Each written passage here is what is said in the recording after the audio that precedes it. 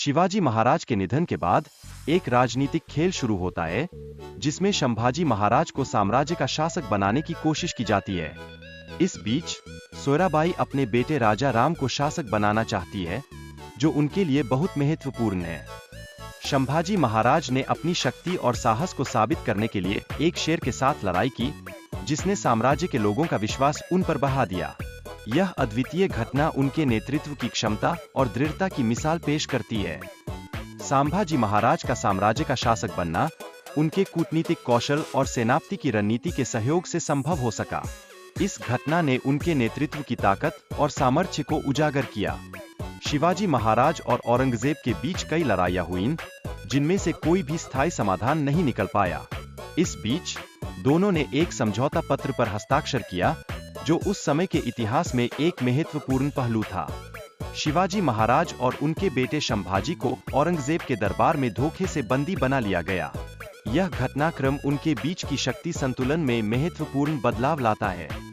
औरंगजेब ने संभाजी महाराज को कमजोर समझकर उनके साम्राज्य पर हमला करने की कोशिश की, लेकिन संभाजी की रणनीतिक चतुराई ने उसे पीछे हटने के लिए मजबूर कर दिया। 1681 में संभाजी महाराज का राजा बनना और अकबर के समर्थन की ओर बढ़ना भारत के इतिहास में एक क्रांतिकारी मोड़ था। यह समय कई बदलाव लाने वाला था, जिसके प्रभाव लंबे समय तक महसूस किए गए।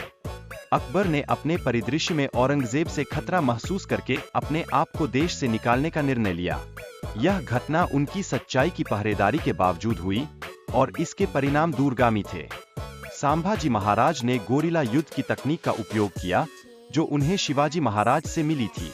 इस तकनीक को अपनाकर उन्होंने अपने समकालीनों को चकित कर दिया। संभाजी महाराज ने अपने सैनिकों के साथ पानी के रास्ते से मुगलों पर अचानक हमला किया, जिससे उनके बीच एक भारी भ्रम फैल गया। यह साहसिक कदम उनकी बुद्धिमानी और लड़ाई की रणनीति को दर्शाता है। एक और दिलचस्प मोड़ में संभाजी महाराज अघोरी के भेष में मुगलों पर हमला करते हैं, जो एक उत्कृष्ट गोरिल्ला तकनीक का उदाहरण है। यह रणनीति उन्हें बेहद सफल बनाती है। औरंगजेब, जो एक चालाक और धूर्त चरित्र है, ने मराठा साम्राज्य में भेदभाव का लाभ उठाने की कोशिश की, लेकिन यह प्रयास हमेशा सफल नहीं हुआ। गनोजी राज शिर्के ने संभाजी महाराज को धोखा दिया, जिससे मुगलों को उनकी स्थिति का पता चला। यह धोखा महत्वपूर्ण रणनीति में बाधा डालता है और संभाजी की मुश्किलें बढ़ा देता है। संभाजी महाराज ने अपनी छोटी सेना के साथ मुगलों का सामना किया और कभी हार नहीं मानी। उनका साहस और दृढ़ता ही मराठा साम्राज्य की पहचान है। संभाजी महाराज की पत्नी यशोबाई ने उनके निधन के बाद नेतृत्व संभाला, जो मराठा साम्राज्य की मजबूती का प्रतीक बन गई। उनके बेटे साहू महाराज ने शासन को आगे बढ़ाने का कार्य किया।